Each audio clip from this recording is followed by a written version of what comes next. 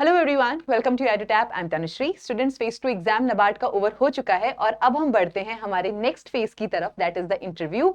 Interview NABARD की preparation का वो फेज है जिसको बच्चे सबसे ज्यादा लाइटली लेते हैं। उनको लगता है कि 200 मार्क्स का फेज 2 हमने क्लियर किया है तो इंटरव्यू क्या ही बड़ी बात है, नॉलेज तो है ही है, जाएंगे बात करेंगे, कुछ मार्क्स मिल जाएंगे और हमारा फाइनल क्लियर हो जाएगा। 50 मार्क्स का इंटरव्यू कितना ही बड़ा डिफरेंस क्रिएट कर देगा।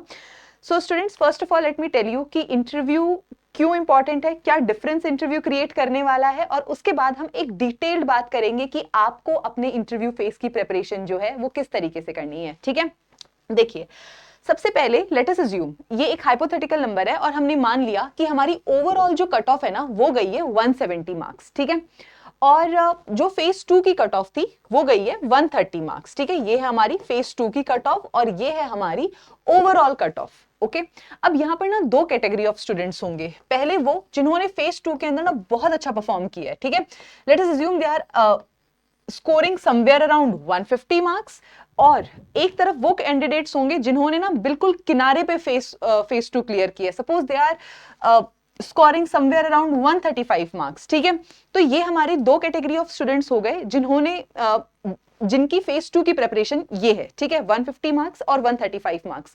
अब इंटरव्यू यहां पर गेम चेंजर कैसे होगा।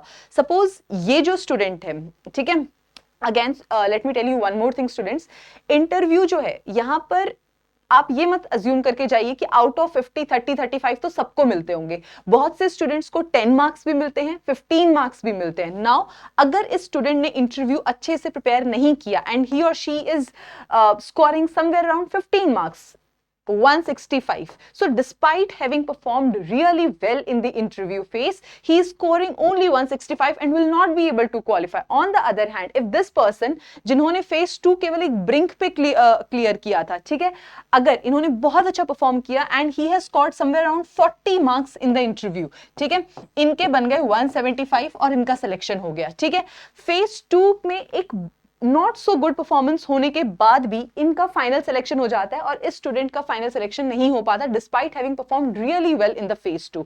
So this tells the importance of interview. तो इंटरव्यू ऑल दो 50 मार्क्स का है, आई एग्री, आप 200 मार्क्स का फेज 2 क्लियर करके आए हैं, congratulations, but this does not mean कि आप इंटरव्यू को लाइटली लेंगे। ठीक है, अब इंटरव्यू में क्या करना है, कैसे प्रिपरेशन करनी है, हम उन सब चीजों की तरफ चलते हैं।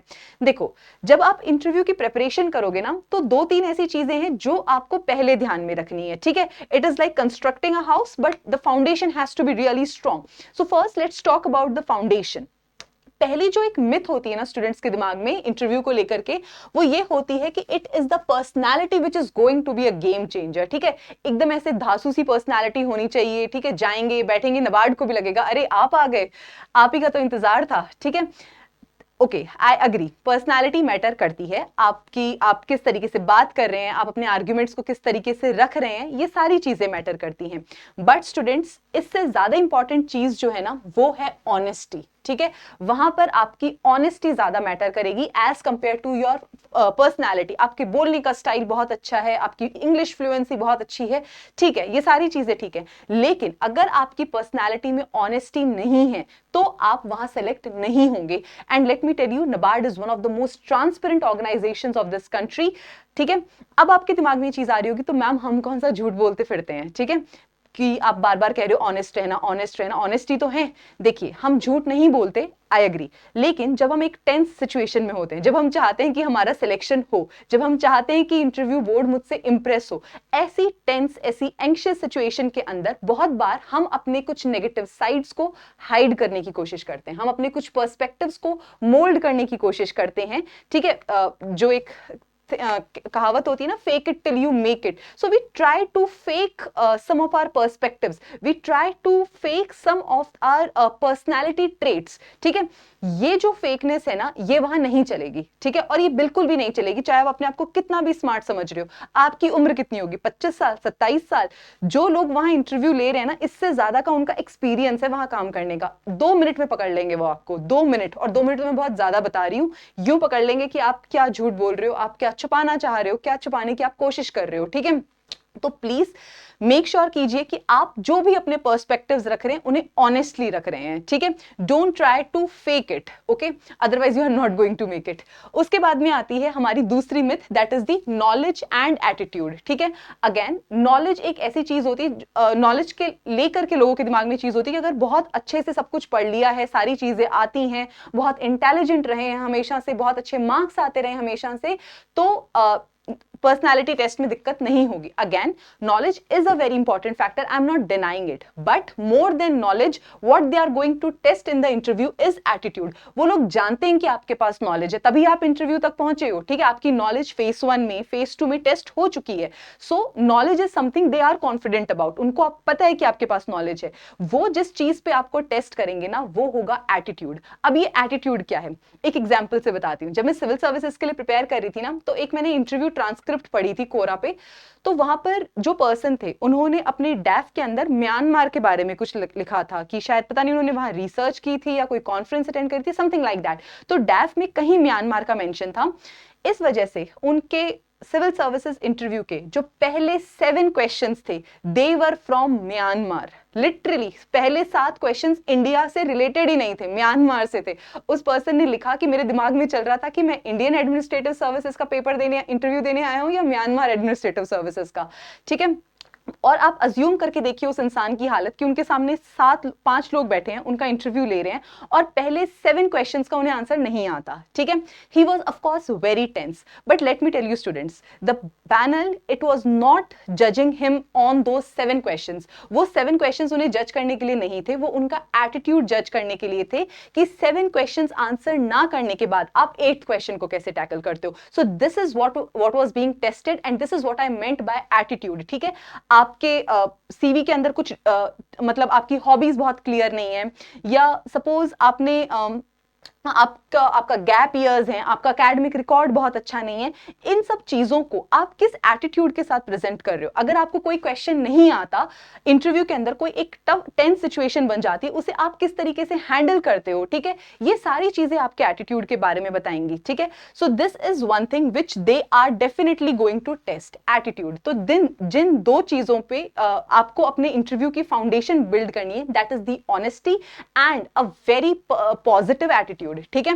चलो ये तो हो गई बात हमारी फाउंडेशंस की। अब हम चलते हैं अपनी इंटरव्यू प्रिपरेशन पे। देखो इंटरव्यू जो है ना, उसका कोई सिलेबस तो होता नहीं है, तो इंटरव्यू के कुछ पिलर्स होते हैं जिन पे आपको काम करना होता है, कुछ एरियाज हैं जहां पर आपको प्रिपेयर करके जाना है, जिनके ऊपर आपकी प्रिपरेशन बेस्ड होगी। अब ये एरियाज क्या क्या होंगे, ये कैसे पता चलते हैं, उसके लिए हम एक इंटरव्यू ट्रांसक्रिप्ट है जिसको एनालाइज करेंगे और उसके बाद अपने पिलर्स को डिसाइड करेंगे। ये 2023 में हमारे एक सिलेक्टेड स्टूडेंट थे, उनकी इंटरव्यू ट्रांसक्रिप्ट है। So let me tell you कि क्या क्या चीजें हैं जो उनसे पूछी गई थी उनके इंटरव्यू के अंदर। इंटरव्यू बैंगलोर में हुआ था, थोड़ा सा एक बैकग्राउंड दे देती हूँ। And the person he was working in bank of Maharashtra, और उन्होंने जो ग्रेजुएशन थी वो मैकेनिकल इंजीनियरिंग में करी थी, ठीक है। तो ये उनका बैकग्राउंड हो गया। अब हम देखते हैं कि किस तरीके के क्वेश्चंस उनसे पूछे गए। सबसे पहला क्वेश्चन था, your bank is in the limelight these days, tell me the reason behind it. जहां पर वो काम कर रहे थे उस ऑर्गेनाइजेशन से related question. Financial results of your bank, again same domain का question. What does your bank do in agriculture, ठीक है। नाबार्ड का जो काम है वो एग्रीकल्चर से रिलेटेड है, तो इसलिए उनका प्रेजेंट सिचुएशन और जहां पर वो काम करने वाले हैं उनको लिंक करके क्वेश्चन पूछा गया। Why agriculture gold loan is beneficial to the farmers? A perspective based question. Why NABARD when you are already in a bank? ठीक है, यहां पर वो आपकी एटीट्यूड, आपकी ऑनेस्टी को टेस्ट करेंगे। ये होते हैं वो ऑनेस्टी टेस्ट करने वाले questions. What is the connection of mechanical engineering with NABARD? ठीक है, मैकेनिकल इंजीनियरिंग जो है उसका NABARD के साथ क्या कनेक्शन है, बिकॉज पर्सन का बैकग्राउंड मैकेनिकल इंजीनियरिंग में था, ठीक है। Follow up question on the farm mechanization. Again farm mechanization हमारे एआरडी सिलेबस का भी पार्ट है, ठीक है, और यहां पर इंटरव्यू में भी पूछ लिया गया क्योंकि पर्सन भी मैकेनिकल इंजीनियरिंग का था। So all the dots are connecting here. उसके बाद में what initiative you are going to take it. Again, यहाँ पर आपकी पर्सनैलिटी, आपका एटीट्यूड, आपकी ऑनेस्टी को टेस्ट किया जाएगा. उसके बाद में you mentioned about awareness generation regarding the farm mechanization, how will you do it. ठीक है, अगेन एक बहुत इंपॉर्टेंट चीज जो आपको इंटरव्यू में ध्यान रखनी है कि what are you going to say. जो भी हमारा इंटरव्यू पैनल होता है ना, उसके पास ऐसे क्वेश्चंस की लिस्ट नहीं होती है कि हम पहला ये पूछेंगे, दूसरा ये पूछेंगे, नहीं. जो आप आंसर दे रहे हो ना, उससे आपका फॉलो अप क्वेश्चन निकलेगा. यहां पर उनसे फार्म मैकेनाइजेशन के बारे में पूछा, what initiatives you will take. अब इनिशिएटिव्स की जब बात आती है ना, हम लोग बहुत बड़ा बड़ा ब्लफ कर देते हैं, ये करेंगे वो करेंगे. अगला ही क्वेश्चन आ गया, कैसे करोगे.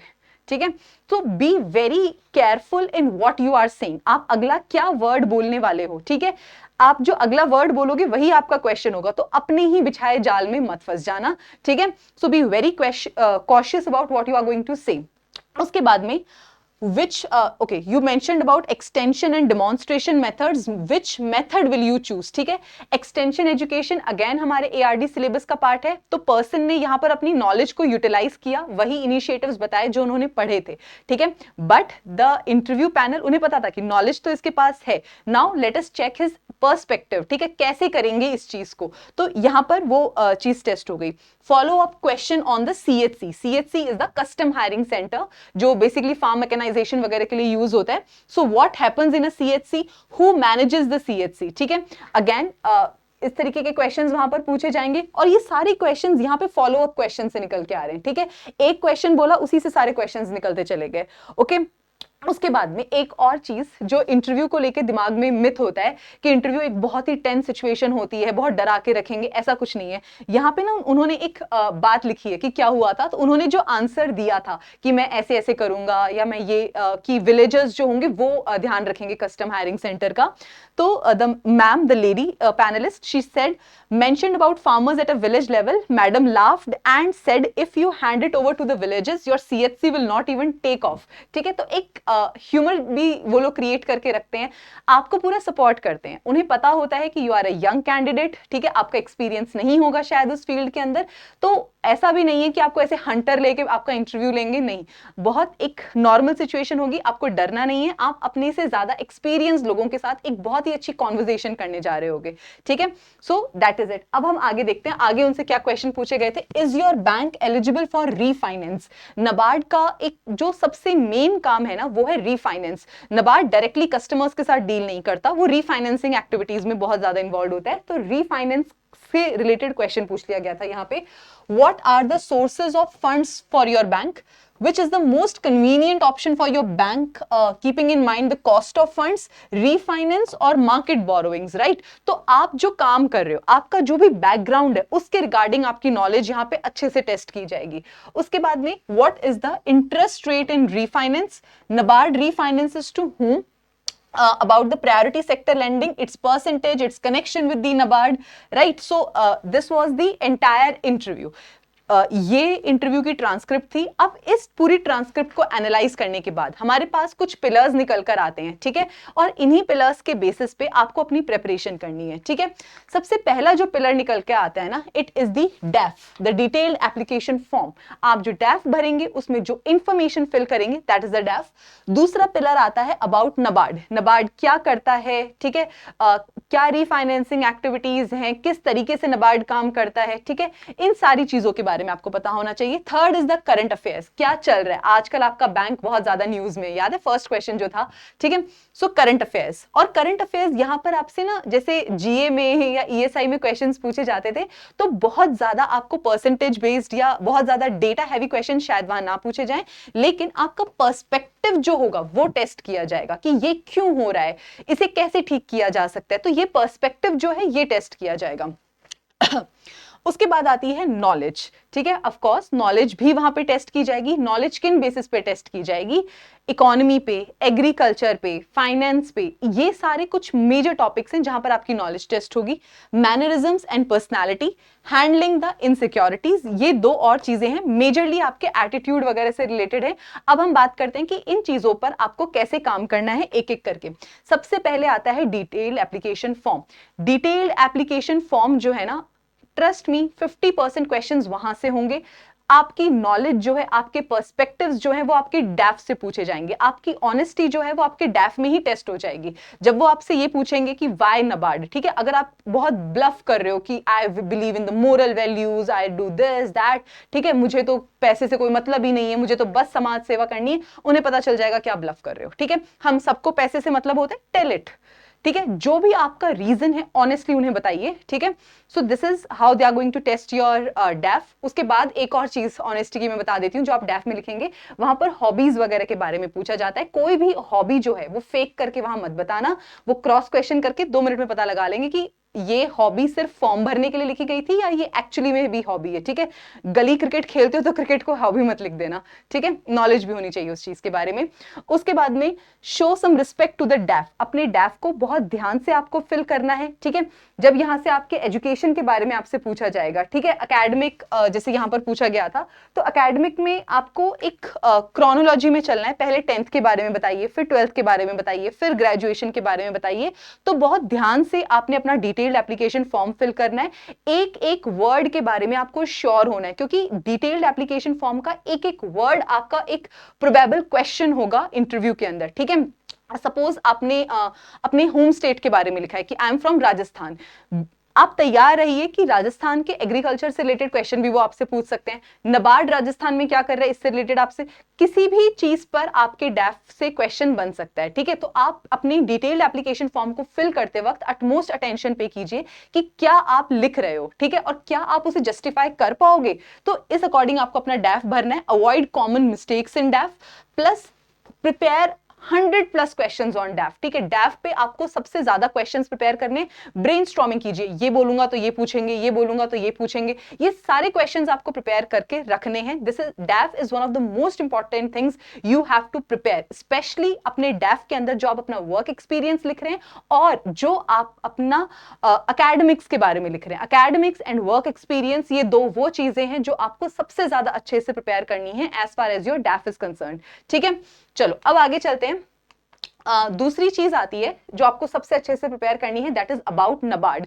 नबार्ड कब स्टैब्लिश हुआ था, क्या हिस्ट्री है, क्या रोल्स हैं, किस तरीके से उन रोल्स को फुलफिल किया जा रहा है। अगेन हमने देखा था उस ट्रांसक्रिप्ट के अंदर कि नबार्ड से बहुत से क्वेश्चंस पूछे गए थे। नबार्ड जो करता है, आपकी एकेडमिक से उसको लिंक किया जा सकता है, आपके वर्क एक्सपीरियंस से नबार्ड के काम को लिंक किया जा सकता है। So a lot of questions can be asked and you have to be ready for that. तो आपको नबार्ड के बारे में अच्छे से पढ़ना है। अब नबार्ड के बारे में आप कहां से पढ़ सकते हो, एक तो नबार्ड की वेबसाइट से, दूसरा और सबसे इंपॉर्टेंट सोर्स जो है वो है नबार्ड की एनुअल रिपोर्ट। ठीक है, नबार्ड एनुअल रिपोर्ट को डेफिनेटली आप पढ़ के जाइए। अगेन वहां पर आपको एकदम घुस घुस के फिगर्स याद नहीं करने, थोड़े से अप्रोक्सीमेट फिगर्स याद कर लेना, अच्छा लगेगा कि हाँ इन्हें फिगर्स भी याद हैं, काफी अच्छे से ही पढ़कर आए। ठीक है, तो नबार्ड के बारे में आपको बहुत अच्छे से पढ़ना है, क्या सब्सिडियरीज हैं, वो कहाँ काम करती हैं, किन एरियाज में काम करती हैं। So please NABARD annual report, again मैं कहूंगी नबार्ड की, अब जब आप एनुअल रिपोर्ट पढ़ेंगे ना, कोई समरी मत पढ़ना। ठीक है, फेज 1 फेज 2 में आपने समरी से काम चला लिया, ठीक है, बट इंटरव्यू के अंदर नबार्ड की ओरिजिनल रिपोर्ट डाउनलोड करना और फिर पढ़ना। ठीक है, so this is what you have to do. उसके बाद में थर्ड पिलर जो होगा हमारा वो है करंट अफेयर्स। ठीक है, करंट अफेयर्स के लिए कैसे प्रिपेयर करना है, जो भी आप न्यूज़पेपर पढ़ रहे हैं ना, उसके अंदर जो एडिटोरियल सेक्शन होता है वो पढ़िए और वो समझिए कि एडिटोरियल्स में क्या पर्सपेक्टिव्स के बारे में बात की जा रही है। ठीक है, अगर इस वक्त हमारी एयर क्वालिटी अच्छी नहीं है तो एयर क्वालिटी से मतलब क्या पर्सपेक्टिव्स आ रहे हैं, या क्या उसके अंदर स्टेप्स टू बी टेकन आ रहे हैं, आपका टेक क्या है उन स्टेप्स टू बी टेकन के ऊपर, आप क्या सोचते हो उनके बारे में। ठीक है, नबार्ड क्या कर रहा है क्लाइमेट चेंज से रिलेटेड, इस तरीके से आपको करंट अफेयर्स प्रिपेयर करने हैं पर्सपेक्टिव बेस्ड। ठीक है, और ये जो करंट अफेयर्स होंगे ये agriculture related developments at most important, inflation, inclusive growth, ठीक है, ये सारे कुछ मोस्ट इंपॉर्टेंट टॉपिक्स हैं। इकोनॉमी, फाइनेंस, एग्रीकल्चर, ठीक है, क्लाइमेट चेंज, ये बहुत इंपॉर्टेंट टॉपिक्स हैं जिनके ऊपर करंट अफेयर्स में आपसे पर्सपेक्टिव्स पूछे जा सकते हैं। So that is how you have to prepare the current affairs part. ठीक है, तो 3 चीजें हमने अभी तक देख ली, डैफ देख लिया, नबार्ड के बारे में देख लिया, करंट अफेयर्स के बारे में आपको प्रिपेयर करना है। फोर्थ जो हमारा पिलर आता है वो है नॉलेज। आपकी नॉलेज, स्टैटिक नॉलेज बता देती हूँ सीधा सीधा कि जो स्टैटिक नॉलेज है उस पर भी क्वेश्चंस पूछे जाएंगे। ठीक है, अब ये किन टॉपिक्स से रिलेटेड होंगे, again majorly from economy, finance, and your agriculture. Agriculture very very important. तो आपने जो भी ARD ESI का स्टैटिक सिलेबस पढ़ा था उसको जरूर रिवाइज कर लीजिए, ठीक है। ऑलरेडी आप फेज 1 में पढ़ चुके हो, फेज 2 में पढ़ चुके हो, ठीक है, तो बस रिवाइज करना है, जल्दी से उसे रिवाइज जरूर करके चले जाना, ठीक है। Static part is again very very important, ठीक है। जैसे प्रायोरिटी सेक्टर लैंडिंग पे उन्होंने क्वेश्चन पूछ लिया था, तो इस तरीके के स्टैटिक क्वेश्चंस के लिए भी रेडी रहना। So the fourth pillar which you have to prepare is your knowledge part.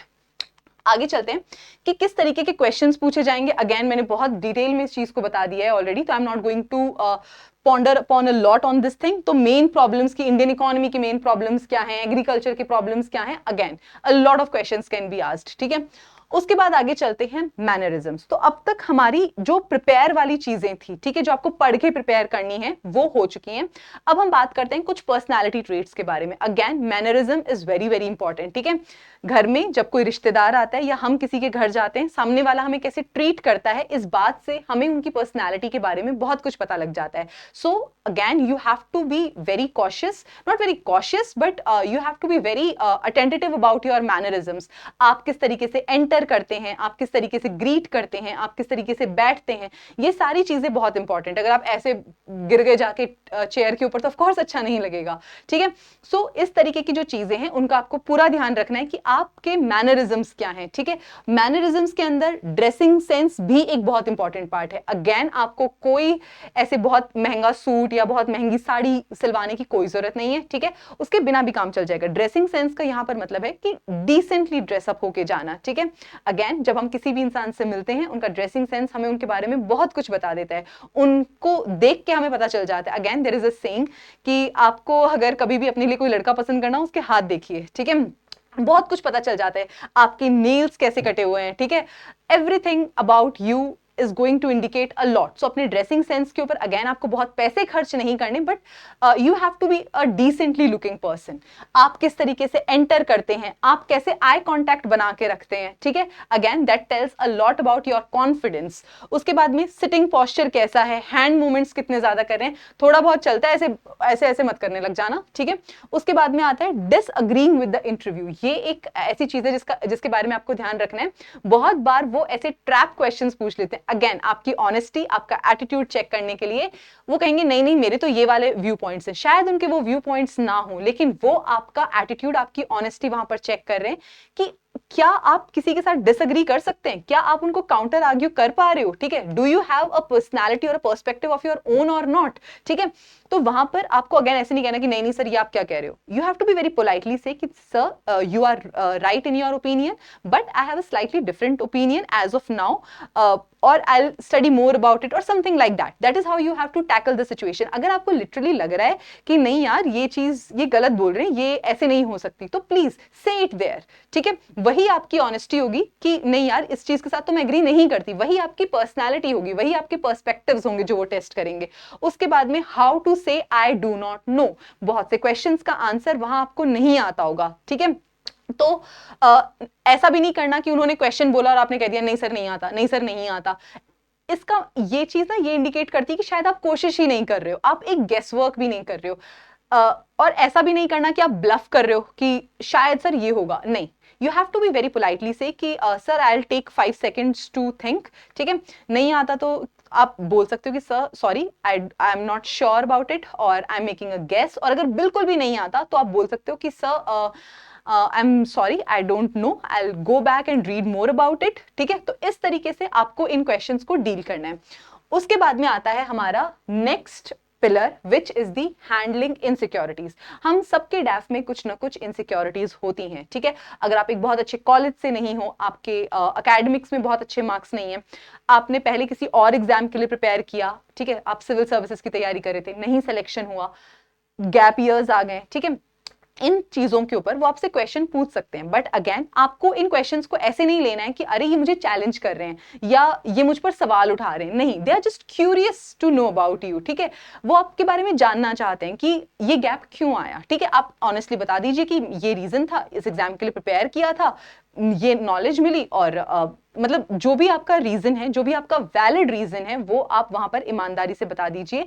अपनी इनसिक्योरिटीज जो है ना, लेट मी टेल यू, आपकी इनसिक्योरिटीज उनके लिए इतनी बड़ी इनसिक्योरिटी नहीं होगी जितना आपने अपने दिमाग में उसे क्रिएट कर रखा है, ठीक है। So please be very honest about it, और ऑनेस्टली एडमिट कर लीजिए कि हाँ, कॉलेज में मैंने पढ़ाई नहीं करी थी, या इस कोर्स में मुझे इतना इंटरेस्ट नहीं आया, जब मतलब शुरुआत में तो मुझे नहीं पता था, बट मैंने ले लिया और उसके बाद में मुझे इतना ज्यादा इंटरेस्ट नहीं आया, ठीक है, इसलिए मार्क्स कम आए। तो जो भी आपका वैलिड रीजन है आप वहां पर बता दीजिए, but handle your insecurities gracefully, ठीक है। ना तो उन्हें छुपाने की जरूरत है और ना ही उन पे शर्मिंदा होने की जरूरत है। Handle your insecurities with utmost grace, ठीक है। So these were the pillars जिन पर आपको काम करना है, ठीक है। ओके, अब हम आगे चलते हैं कि इसके बाद में अगर आपको इंटरव्यू की गाइडेंस कहीं पे भी और चाहिए हो, बहुत सी चीज़ों पे मैंने ऑलरेडी डिस्कशन कर लिया, but again if you want any guidance, तो हमारा इंटरव्यू गाइडेंस प्रोग्राम है, you can go through it, you can see it. अभी शायद ये पब्लिक नहीं है, ठीक है, आफ्टर द रिजल्ट ये पब्लिक हो जाएगा। उसके बाद if you wish you can enroll here, okay. So that was all about today's video. I hope आपको ये वीडियो हेल्पफुल लगा, and if so then please do subscribe to our YouTube channel, and on this note I take a leave from you, and I wish you all the very best for your interview preparation and your upcoming examination, students. Thank you so much.